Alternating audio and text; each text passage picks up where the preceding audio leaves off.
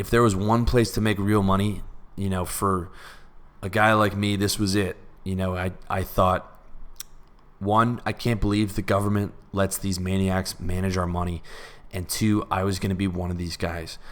But it wasn't until university that I actually started taking that plan seriously. I was a philosophy major, dropping out, no direction. And I thought, what am I going to do? I wanted to become rich. And I decided I was going to be either an actor or a trader. When I thought about acting, I thought there is so much out of my control in that area that even if I'm the best actor in the world, what's to prove that I would ever get a shot? And I didn't want to be reliant on luck. But when I thought about trading, I thought, well, this is something that I'm going to have a much greater ability to control. And that was the extent of my decision. So with all the delusion of a 21-year-old college dropout, I set my sights on building a massive hedge fund, and the way that I decided I was going to get there was to become a superstar trader. And that became my first real-world mission. And like all the other missions that have come after it, I attacked it with insane dedication. And eventually I saw the owner of a prop firm on TV, and I dropped a prop trading firm. I dropped my boring ass clerk job in a mutual fund company, and I took up with them, and it was horrible. It took me a year before I became profitable, but I just went at it with insane determination, and eventually I became one of the most profitable traders in the company.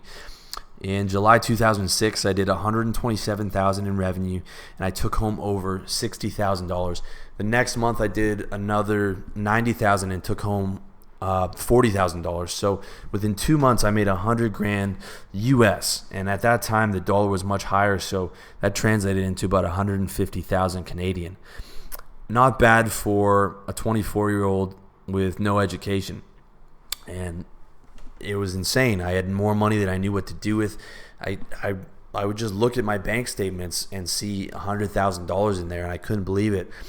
And all from playing a computer game where the guys smoked weed at lunch and drank at their desks. But before I want to get into that, I'm just going to break down for you the history of equities trading, because you have to know, when you really understand this shit, guys, it's going to give you such an insight into how the world works. And if you've already read up on alternative history and the power structures of the world, you've got an idea, but it is just corrupt from top to bottom. And let me break down the history for you real quick. So, equities trading is defined by buying and selling of shares in publicly traded companies.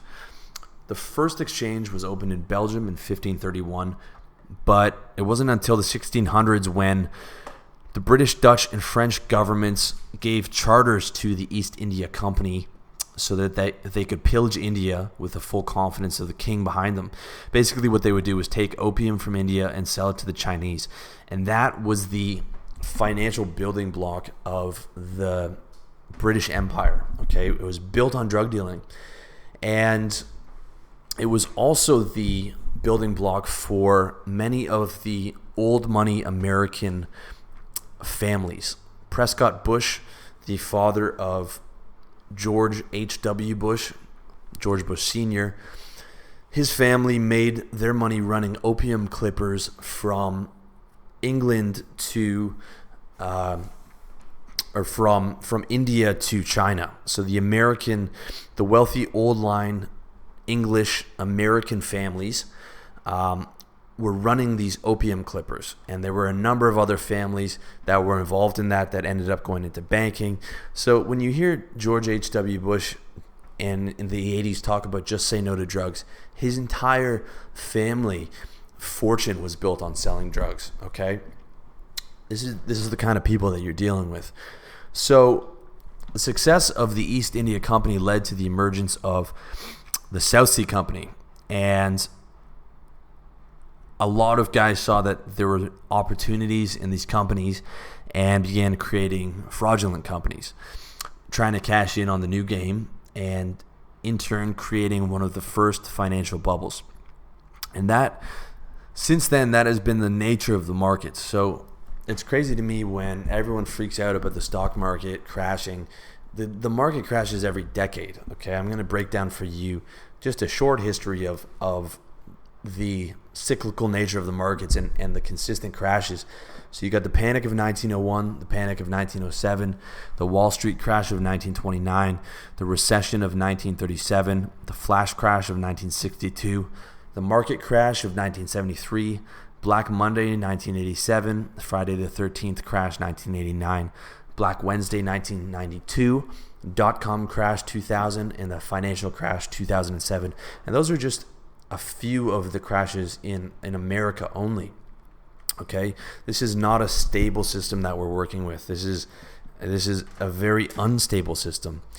So in modern times, the emergence of modern trading has the owners of brokerage houses and banks have attempted to legitimize the stability and of the markets, but it is a facade. Okay, the facade that your bank presents to you is bullshit. The nature of the beast is boom and bust, and it always will be. There are no safe mutual funds. There's no safe stocks. Okay, no one knows where the market's going. With that said, it is still so far the least worst system we have. Okay, at least we are not in communism. To give you an idea of how modern trading started, it basically started on Wall Street, where brokers would stand outside, literally on the street, yelling orders at each other. Eventually, they moved into a building and formed the New York Stock Exchange, a privately owned company that I might add, that facilitates daily trading. And over time, the NASDAQ was born to handle stocks that the NYSE chose not to list. And the NASDAQ became as big, or in some ways bigger than the NYSE, because all the tech stocks like Apple and Microsoft eventually listed with NASDAQ.